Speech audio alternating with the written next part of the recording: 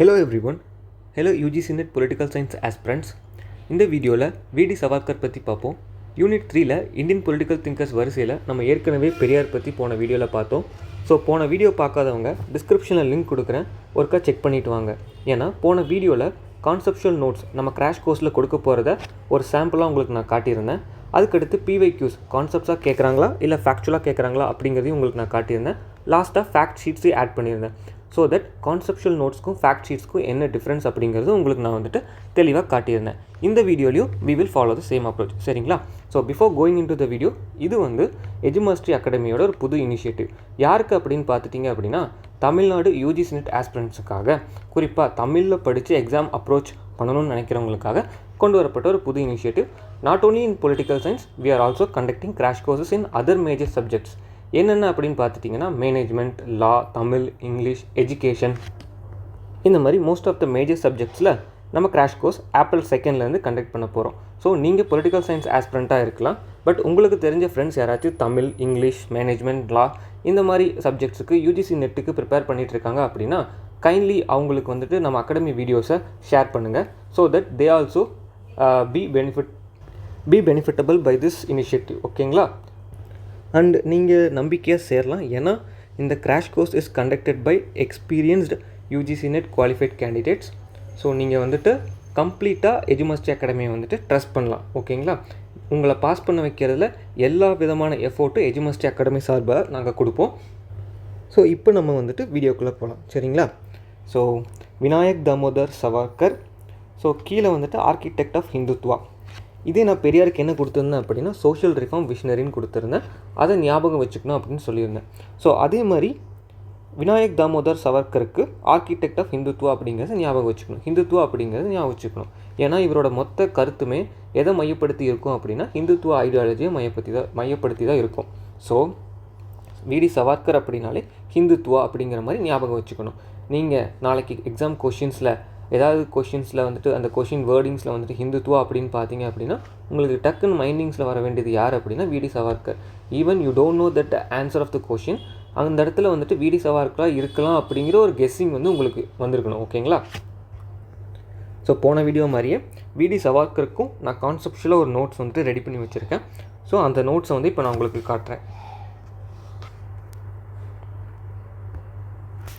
So இதுதான் விடி சவார்கருக்கு நம்ம அகாடமியிலேருந்து கொடுக்க போகிற கான்செப்ஷுவல் நோட்ஸ். ஓகேங்களா? ஸோ சிம்பிளாக எக்ஸ்பிளைன் பண்ணுறேன். ஸோ ஃபஸ்ட்டு பெரியாருக்கு எப்படி நம்ம லைஃப் அண்ட் ஒர்க்ஸ் கொடுத்தோமோ அதே மாதிரி சவார்கருக்கும் லைஃப் அண்ட் ஒர்க்ஸ் கொடுத்துருக்கோம். ஸோ இதுலேயே 80% ஆஃப் த ஃபேக்ட்ஸ் உங்களுக்கு கிடச்சிடும். அண்டு விடி சவார்கருடைய லைஃபோடைய ஒரு எசன்ஸ் உங்களுக்கு கிடச்சிடும். சரிங்களா? அதில் கொடுத்த மாதிரியே பாயிண்டர்ஸ் ஃபார் குயிக் ரீகாலும் நான் கொடுத்துருக்கேன், பார்த்துக்கோங்க. அண்ட் அதுக்கடுத்து பெரியாருக்கு எப்படி நம்ம தீம் வைஸ் பிரித்து கொடுத்துருந்தோமோ அதே மாதிரி சவார்கருக்கும் அவரோட மேஜர் தீம்ஸ் நம்ம பிரிச்சுக்கிட்டோம். ஸோ மேஜர் தீம்ஸுக்கு கீழே அவர் என்னென்ன சொல்லியிருக்காரு அப்படின்னு சொல்லி கொடுத்துருக்கோம். சரிங்களா? ஸோ ஃபஸ்ட்டு தீம் என்ன? Savarkar's national interpretation of Indian history. சரிங்களா? ஸோ இது ஒன் ஆஃப் த தீம். அதே மாதிரி V D Savarkar's 6 glorious epochs of Indian history. இந்த புக் ரொம்ப ரொம்ப இம்பார்ட்டண்ட். ஏன்னா இது ப்ரீவியஸ் இயர் கொஷின்ஸ்லேயும் கேட்டிருக்காங்க. சரிங்களா? And Savarkar's social thoughts.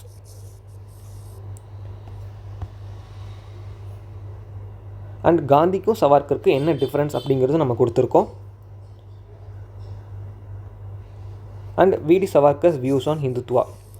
இந்த மாதிரி மேஜர் தீம்ஸ் பிரித்து அதுக்கு கீழே அவங்க என்னென்னலாம் சொல்லியிருக்காங்க அப்படிங்கிறத கம்ப்ளீட்டாக கொடுத்து உங்களுக்கு overall general understanding about the thinker not only for விடி சவார்கர், எல்லா திங்கருக்குமே நம்ம இந்த மாதிரி தான் நோட்ஸ் ப்ரிப்பேர் பண்ணியிருக்கோம். அண்ட் 80% ஆஃப் நோட்ஸ் நம்ம எஜுமாஸ்ட்ரி ஆப்பில் கோர்ஸ் போர்ட்டலில் அப்லோட் பண்ணிட்டோம். ஸோ நீங்கள் இப்போ என்ரோல் பண்ணிங்க அப்படின்னா நீங்கள் இன்னிலேருந்தே கூட படிக்க ஸ்டார்ட் பண்ணிடலாம். அண்ட் இந்த நோட்ஸ் எல்லாமே ரொம்ப ரொம்ப சிம்பிளாக இருக்கும், ரொம்ப ரொம்ப கஷ்டமாலாம் இருக்காது. நீங்கள் படித்தா புரியாத மாதிரிலாம் இருக்காது, படித்தா ரொம்ப ஈஸியாக புரியும். பொலிட்டிக்கல் சயின்ஸ்னால் என்னென்னே தெரியாதவங்களுக்கு கூட இந்த நோட்ஸ் படித்தா they will get a general understanding about the thinker. சரிங்களா? பெரியாருக்கு கொடுத்த மாதிரியே விடி சவார்கருக்கும் இம்பார்ட்டன்ட் சேயிங்ஸ் நம்ம கொடுத்துருக்கோம். அதே மாதிரி இம்பார்ட்டன்ட் புக்ஸும் நம்ம கொடுத்துருக்கோம். ஸோ இந்த நோட்ஸ் கான்செப்ஷுவலாக இருக்கும், அங்கங்கே ஃபேக்ட்ஸ் மாதிரியும் ஆட் பண்ணியிருப்பேன். ஸோ தட் காம்ப்ரஹென்சிவாக இருக்கும். சரிங்களா?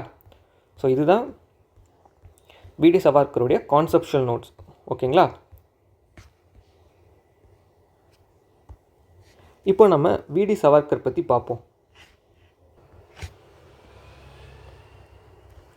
ஸோ சவார்கர் யார் அப்படின்னு பார்த்தீங்க அப்படின்னா, ஒரு எக்ஸ்ட்ரீமிஸ்ட் நேஷ்னலிஸ்ட். நம்ம எல்லாருமே மாடர்ன் இந்தியா படிச்சிருந்தோம் அப்படின்னா கண்டிப்பாக இவரை பற்றி படிச்சிருப்போம்.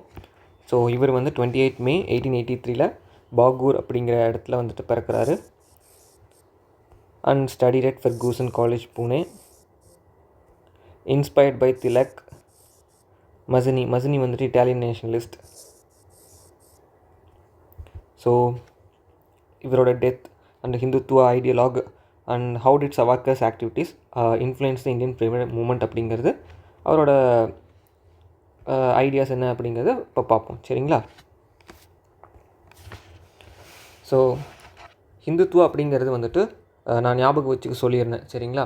ஸோ ஹிந்துத்துவா அப்படின்னா விடி சவார்கர் அப்படின்னு சொல்லியிருந்தேன். பட் ஒரு இம்பார்ட்டண்ட்டான ஃபேக்ட் என்ன அப்படின்னா, விடி சவார்கர் அப்படிங்கிறவர் வந்துட்டு ஒரு ஏத்திஸ்ட்.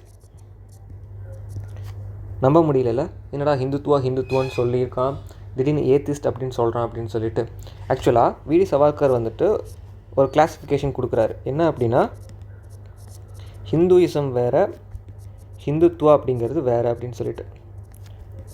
ஸோ ஹிந்துயிசம் அப்படிங்கிறது கீழே தான் நம்ம ரிலீஜியன் வந்துட்டு வரும். சைவிசம், வைஷ்ணவிசம் இதெல்லாம் வரும். ஹிந்துத்துவா அப்படிங்கிறது it is a political and social ஐடென்டிட்டிங்கிறாரு. அதாவது இந்தியாவை ஃபாதர்லேண்ட், பித்ருபூமி அப்படின்னு சொல்கிறாரு, புண்ணிய பூமி. இந்தியாவை யாரெல்லாம் தகப்பன் நாடாகவும் புண்ணிய பூமியாகவும் ஏற்றுக்கிறாங்களோ அவங்க எல்லாருமே ஹிந்துஸ் அப்படின்னு சொல்கிறாரு. புரிஞ்சுங்களா? ஸோ ஹிந்துயிசம் அப்படிங்கிறதுக்கும் ஹிந்துத்துவா அப்படிங்கிறதுக்கும் ஒரு கிளாஸிஃபிகேஷன் கொடுத்துருக்காங்க. யார் அப்படின்னு பார்த்தோம்னா விடி சவார்கர். சரிங்களா? ஸோ இது வந்து ரொம்ப ரொம்ப இம்பார்ட்டண்ட், அண்டர்ஸ்டாண்ட் பண்ணிக்கோங்க. ஸோ இனி சவார்கருடைய மேஜர் தீம்ஸ் பற்றி பார்க்கலாம். சரிங்களா? So first major theme, nationalist interpretation of history. So இது எல்லாமே நான் நோட்ஸ்லேயே கொடுத்துருப்பேன்.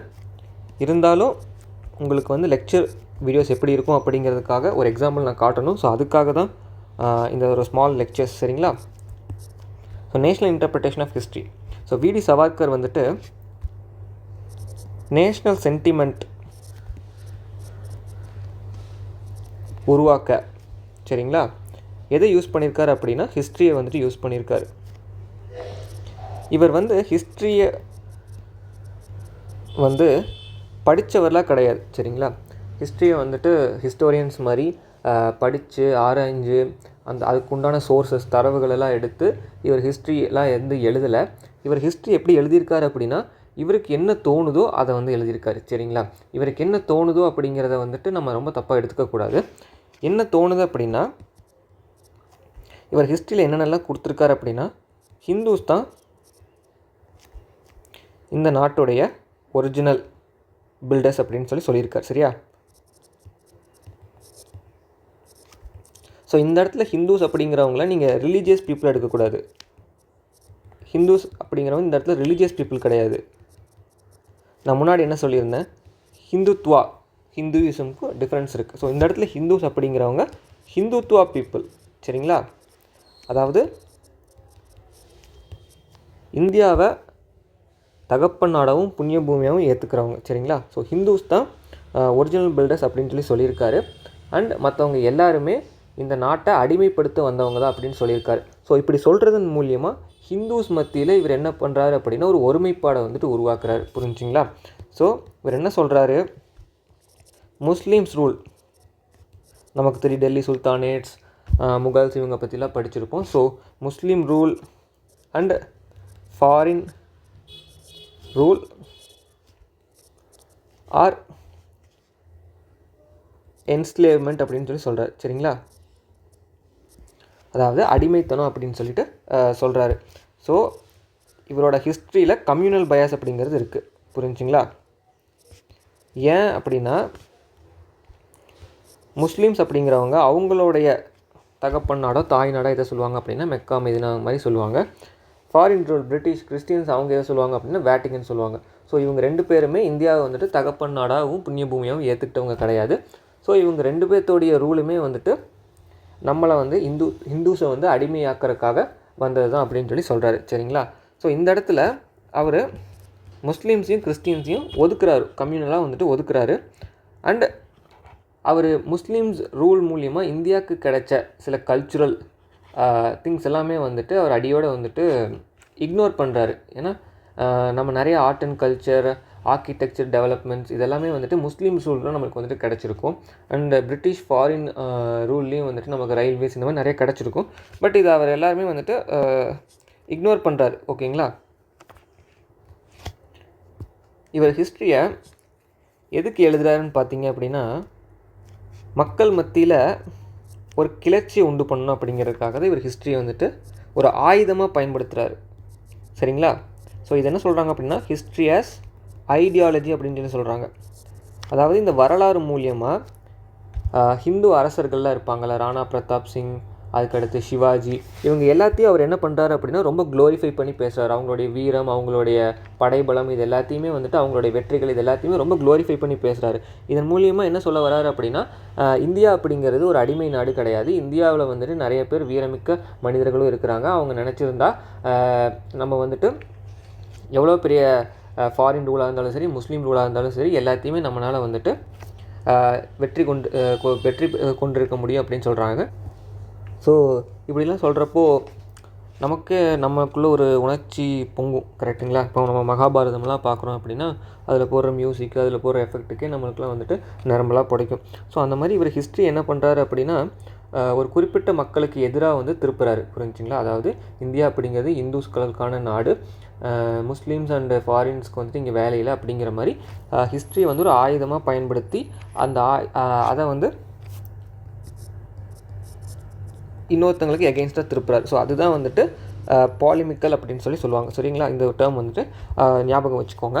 ஸோ இது என்ன பண்ணுது அப்படின்னா ஹிந்துஸ் மத்தியில் ஒரு மிலிட்டன்ட் நேஷனலிசத்தை வந்துட்டு பை ப்ராடக்டாக கொண்டு வருது. புரிஞ்சுங்களா? நம்ம எல்லோரும் ஒன்று தான், நம்ம வந்துட்டு யாராக இருந்தாலும் நம்ம வந்துட்டு ஒன்றா இருந்து சண்டை போட்டு ஜெயிக்கணும் அப்படிங்கிற மாதிரி கொண்டு வராரு. புரிஞ்சுங்களா?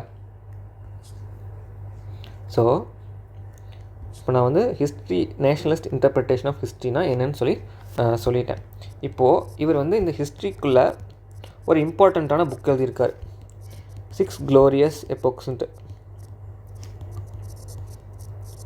Of history.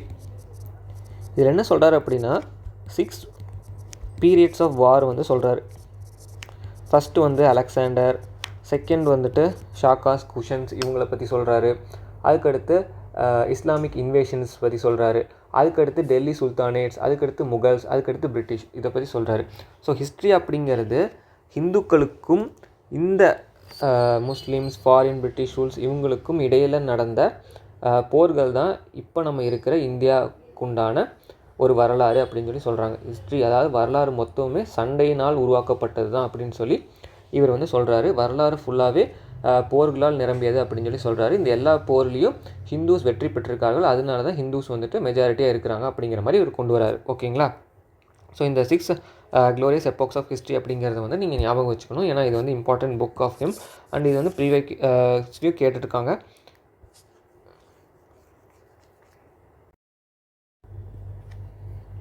ஸோ இப்போது அடுத்த தீம் வந்துட்டு பார்க்கலாம், விடி சவார்கரோட அடுத்த theme. So Savarkar's social thought.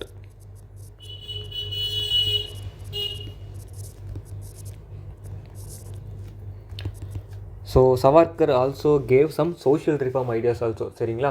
So என்னென்னு பார்த்தீங்க அப்படின்னா அவர் கேஸ்ட் சிஸ்டத்தை வந்து கிரிட்டிசைஸ் பண்ணியிருக்காரு. ஏன் அப்படின்னா அவர் என்ன சொல்கிறாரு, ஹிந்துத்வா, ஹிந்துஸ் எல்லோரும் ஒன்றா இருக்கணும் அப்படின்னு சொல்கிறாரு.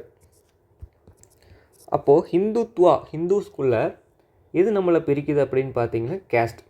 ஸோ இது நம்மளை வந்துட்டு வீக் ஆக்குது. ஸோ கேஸ்ட் அபாலிஷ் பண்ணால் எல்லா ஹிந்துஸும் ஒற்றுமை ஆயிடுவாங்க. ஒற்றுமை ஆகிட்டால் நம்ம எப்பேற்பட்ட படையெடுப்பாக இருந்தாலும் நம்மளால் ஈஸியாக வெற்றி பெற்ற முடியும் அப்படிங்கிறதுக்காக இவர் வந்து கேஸ்ட் சிஸ்டத்தை வந்து கிரிட்டிசைஸ் பண்ணுறாரு. சரிங்களா?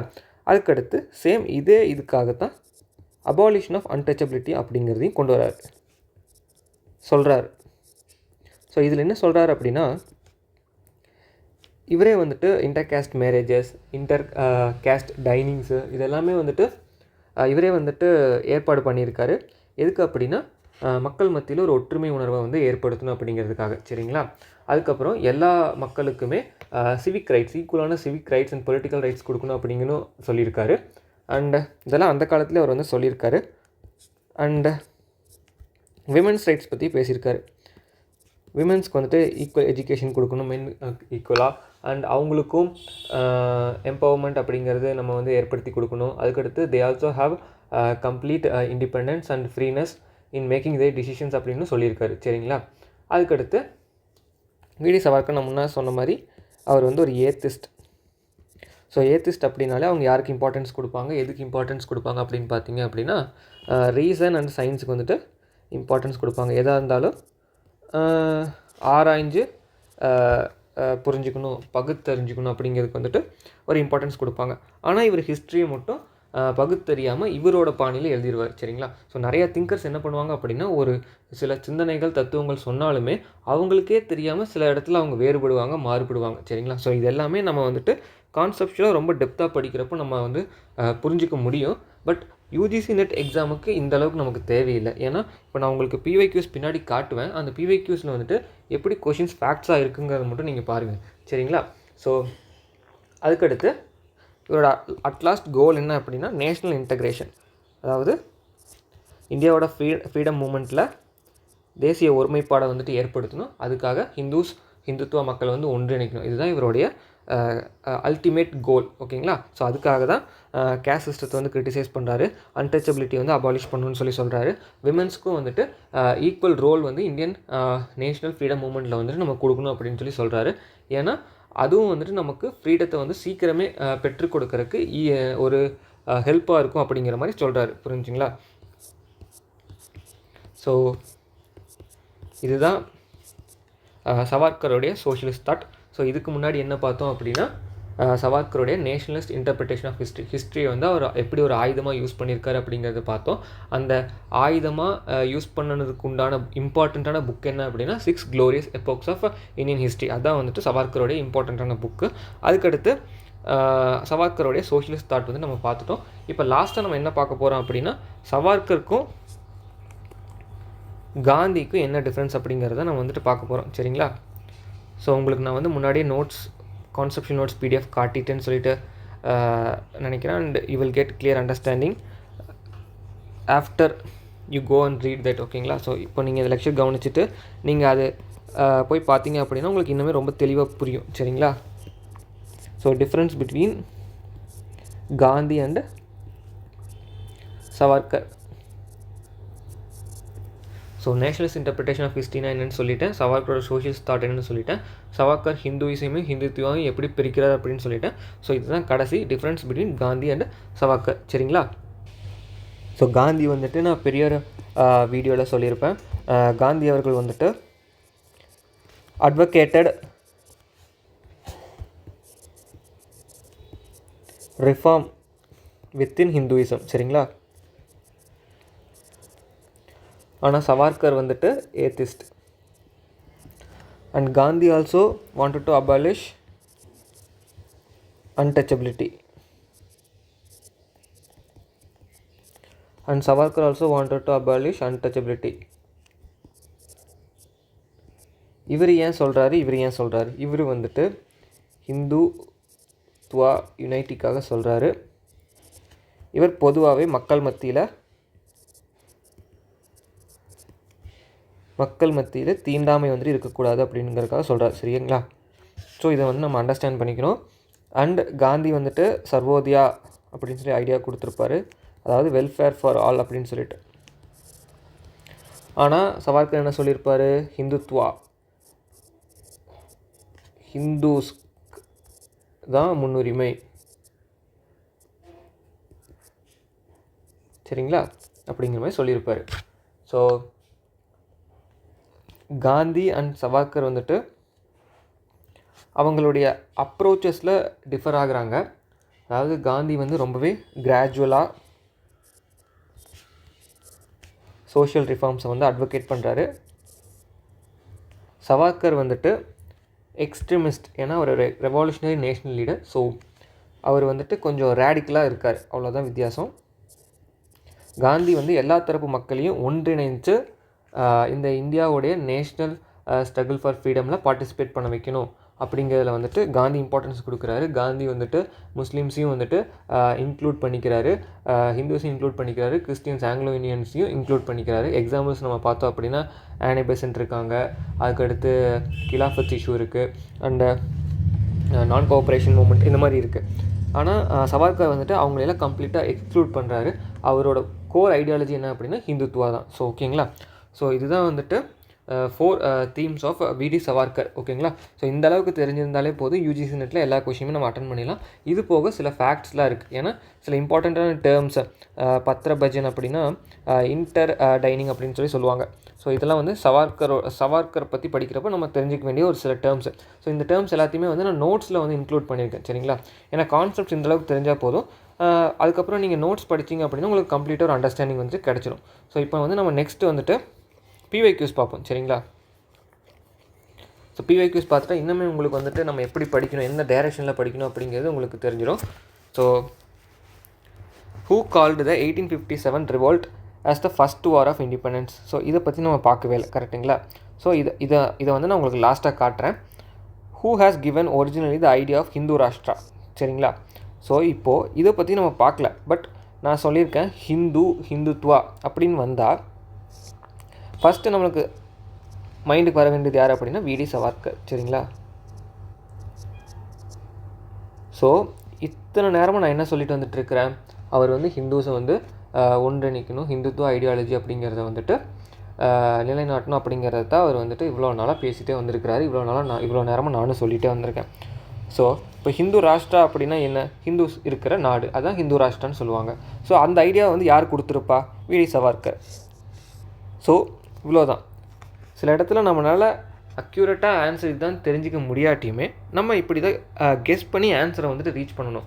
ஏன்னா இப்போ சவார்கர் அப்படிங்கிறது நம்ம ஈஸியாக கண்டுபிடிச்சிடலாம் நம்ம சொன்னாலுமே நிறைய கொஷின்ஸ் ரொம்பவே கஷ்டமாக இருக்கும், கண்டுபிடிக்க முடியாத மாதிரி இருக்கும். ஸோ அப்போ நம்ம கெஸ் அண்ட் லாஜிக்கில் தான், அந்த ப்ரெசன்ஸ் ஆஃப் மைண்டில் தான் நம்ம கொஷின்ஸ் வந்துட்டு டேக்கிள் பண்ணணும். சரிங்களா, இப்போது விநாயக் தாமோதர் சவர்கர் எஸ்டாப்ளிஷ்டு என்னன்னு கேட்டிருக்காங்க. ஸோ இதை நம்ம வந்து கான்செப்ட்ஸில் பார்த்தோமா? கிடையாது. சரிங்களா, the book 6 Glorious Epochs of Indian History was written by யாருன்னு கேட்டிருக்காங்க. இது நம்ம கான்செப்ட் படிக்கும்போது பார்த்தோம். ஏன் அப்படின்னா இதில் தான் வந்து அவர் ஹிந்துஸ் வந்துட்டு நம்ம நாட்டு மேலே படையெடுத்து வந்தவங்களை எப்படியெல்லாம் வந்து எதிர்த்துருக்காங்க அப்படிங்கிறத பற்றி சொல்லியிருக்காருன்னு சொல்லியிருந்தோம். ஸோ இந்த இடத்துல உங்களுக்கு கண்டிப்பாக தெரியும் விடி சவார்கர் அப்படின்னு சொல்லிட்டு. பட் இந்த இடத்துல உங்களுக்கு வந்து கம்ப்ளீட்டாக ஃபேக்டாக இருக்குது. ஸோ இது நீங்கள் வந்து ஃபேக்டாக மட்டும் படித்தா தான் உங்களுக்கு வந்து இந்த கொஷின் என்ன அப்படிங்கிறது கண்டுபிடிக்க முடியும். ஸோ ஃபேக்ட்ஸ் அப்படிங்கிறது யூஜிசி நெட் எக்ஸாமில் ரொம்ப ரொம்ப மேஜர் ரோல் ப்ளே பண்ணும். சரிங்களா, இப்போது who had organised the Abhinav Bharat a secret society of revolution? சரிங்களா, ஸோ இப்போ நீங்கள் வந்து ஒரு டிஃப்ரென்ஸ் பாருங்கள். ஃபஸ்ட்டு பிவைக்யூ 2021 என்ன கேட்டிருக்காங்க? விநாயக் தாமோதர் சவர்கர் எஸ்டாப்ளிஷ்டுன்னு சொல்லி 4 கொடுத்துருக்காங்க. அதுக்கடுத்து சில சைக்கிள் கடிச்சு who had organise the Abhinav Bharat a secret society of revolution சொல்லி கேட்டிருக்காங்க. ஸோ இது ரெண்டுக்குமே ஆன்சர் வந்து விடி சவார்கர் தான். புரிஞ்சுங்களா, விடி சவார்கர், இது வந்து அபினவ பாரத். இது நீங்கள் ஃபேக்ட்ஸ் படிக்கிறப்போ உங்களுக்கு தெரிஞ்சிடும். பட் ஹவு ஆப்ஷன்ஸ், சரிங்களா, ஆப்ஷன்ஸ் எப்படி கொஷினாக ஃப்ரேம் ஆகுது பார்த்தீங்களா? ஸோ இதுக்கு தான் நான் என்ன சொல்கிறேன் அப்படின்னா பிவைக்யூ பேஸ்டு டெஸ்ட்டு தான் நம்ம போடணும். So PYQ based test series வந்து நம்ம போடுறப்போ இந்த மாதிரி கொஷின்ஸ்லாம் நம்ம உள்ளே போய் ரிவர்ஸ் இன்ஜினியரிங் படி படித்தோம்னா ஈஸியாக வந்து நம்மளால் போட்டுடலாம், நல்ல ஸ்கோர் பண்ண முடியும். சரிங்களா, அதுக்கடுத்து மேட்ச் லிஸ்ட் ஒன்று கொடுத்துருக்கேன். ஸோ இது வந்து லிஸ்ட் ஆஃப் புக்ஸு, இது வந்து லிஸ்ட் டு ரைட்டர்ஸ். சரிங்களா, இப்போ plea of the reconstruct Indian society யாருன்னு தெரியாது, இந்தியா ஆஃப் மை ட்ரீம்ஸ் யாருன்னு தெரியாது, இந்தியன் வார் ஆஃப் இண்டிபெண்டன்ஸ் யாருன்னு நமக்கு தெரியாது, சொல்கிறேன்னு சொல்லியிருக்கேன். மார்க்ஸ் காந்தியன் சோஷியலிசம் சொல்லியிருக்கேன். ஸோ இப்போ இந்த 4மே ரொம்ப ரொம்ப இம்பார்ட்டண்ட்டான புக் தான். அண்ட் ரொம்பவே வந்துட்டு எல்லா திங்கர்ஸை பற்றி படிக்கிறப்போ இந்த புக்ஸை வந்து நம்ம கவர் பண்ணிடுவோம். ஸோ இந்த புக்ஸில் எந்த பெரிய ட்விஸ்ட்டும் எதுவுமே கிடையாது. பட் இன்கேஸ் நம்ம விடி சவார்கர் மட்டும் தான் படிச்சிருக்கோம். இப்போ ஃபேக்ட் ஷீட்டில் வந்துட்டு சவார்கர் வந்துட்டு the Indian war of independence of 1857 மட்டும்தான் எழுதியிருக்காரு அப்படின்னு சொல்லி உங்களுக்கு தெரிஞ்சிருச்சு. சரிங்களா? ஸோ இப்போ சிக்கு மட்டும்தான் உங்களுக்கு ஆப்ஷன் தெரியும். சிக்கு மட்டும்தான் உங்களுக்கு என்ன தெரியும், சவார்கர் எழுதியிருக்கலாம் அப்படின்னு சொல்லி தெரியும். அப்போது சி வந்துட்டு விநாயக் தாமோதர சவார்கர். இப்போ இந்த இடத்துல பாருங்கள், சி வந்துட்டு விநாயக் தாமோதர் சவார்கர் எங்கே இருக்குது, இங்கே மட்டும்தான் இருக்குது. சரிங்களா? மற்ற எதுலையாச்சும் சி இருக்கா? இங்கே 2 வந்துருச்சு, 4 வந்துருச்சு, 2 வந்துருச்சு. ஸோ வெறும் ஒரே ஒரு ஆப்ஷன் மட்டும் உங்களுக்கு தெளிவாக தெரியறது மூலியமாக, அதாவது எனக்கு Indian war of independence of 1857 Vinayak Damodar Savarkar மட்டும் எனக்கு தரவா தெரிஞ்சால் கூட ஒரு கொஷினை உங்களால் அட்டன் பண்ண முடியும். சரிங்களா? ஸோ படிக்கிறத நம்ம தெளிவாக படித்தோம் அப்படின்னா இந்த 4 ஆப்ஷனில் ஏதோ ஒரு ஆப்ஷன் நமக்கு தெரிஞ்சால் போதும். மேக்ஸிமம் யூஜிசி நெட் ஆப்ஷன்ஸ் இப்படி தான் ஃப்ரேம் பண்ணுறாங்க. 80% ஆஃப் த கொஷின்ஸ் வந்துட்டு ஆப்ஷன்ஸ் இப்படி தான் இருக்குது. ஸோ ஈஸியாக நம்மளால் ஆப்ஷன்ஸ் வந்துட்டு ரீச் பண்ண முடியும். ஓகேங்களா? ஸோ இப்போது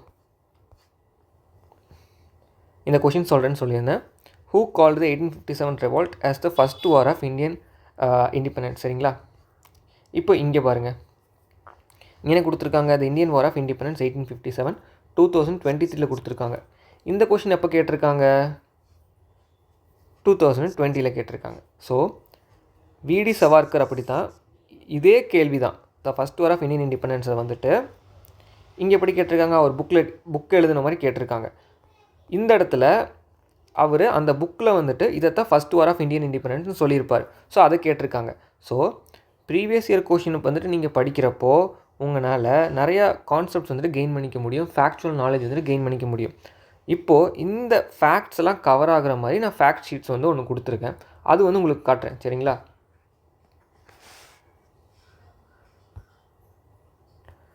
ஸோ இதுதான் வந்து அந்த fact sheet. So Vinayak Damodar Das Savarkar, பர்தன் ஃபேமிலி, அவர் எங்கே பிறந்தார், அவர் ஃபாதர் யார், மதர் யார், இந்த மாதிரி ஒன்லைனராக உங்களுக்கு நான் கொடுத்துருக்கேன். புரிஞ்சுங்களா? மேரீடு, ஃபெர்கூசன் காலேஜ், நம்ம அபினவ் பாரத் அப்படின்னு சொல்லிட்டு பிவைக்யூஸில் பார்த்தோம், கவர் ஆகிருக்குதுங்களா? அபினவ் பாரத் வந்து சீக்ரெட் எவால்யூஷனரி சொசைட்டி பிவைக்யூவில் வந்துச்சு, கவர் ஆகிருக்குங்களா? ஸோ இந்த மாதிரி ஃபேக்ட்ஸ் எல்லாத்தையுமே நான் கண்டிப்பாக இதுக்குள்ளே இன்க்ளூட் பண்ணியிருக்கேன். குறிப்பாக பிவைக்யூஸில் கேட்டது எல்லாத்தையுமே நான் இன்க்ளூட் பண்ணியிருக்கேன். புரிஞ்சுங்களா? And he called the revolt India's first war of independence. So கொஷினில் கேட்டிருக்காங்களா, வந்துருச்சுங்களா? The Indian war of independence 1857 in 1909 Savarkar வந்து எழுதியிருக்கார். ஃபேக்ட் வந்துருச்சுங்களா? ஸோ சில இம்பார்ட்டண்ட்டான இன்சிடென்ட்ஸு, இவர் லைஃப்பில் நடந்த ஈவெண்ட்ஸு, ரேர் ஃபேக்ட்ஸு எல்லாமே இதில் நான் வந்து இன்க்ளூட் பண்ணியிருப்பேன். ஸோ இது எல்லாமே நம்ம கிராஷ் கோர்ஸில் வந்துட்டு ஜாயின் பண்ணுற என்ரோல் பண்ணுற ஸ்டூடெண்ட்ஸ்க்கு நம்ம கொடுக்க போகிறோம். ஸோ இது ஃபஸ்ட்டு ஃபவுண்டேஷன் கிளாஸ் அப்படிங்கிறதுக்காக எல்லாத்துக்கும் ஒரு சாம்பிள் மாதிரி எக்ஸாம்பிள் மாதிரி காட்டணும் அப்படிங்கிறதுக்காக உங்களுக்கு இப்போ நான் ஷோகேஸ் பண்ணிகிட்ருக்கேன். ஸோ அவ்வளோதான்.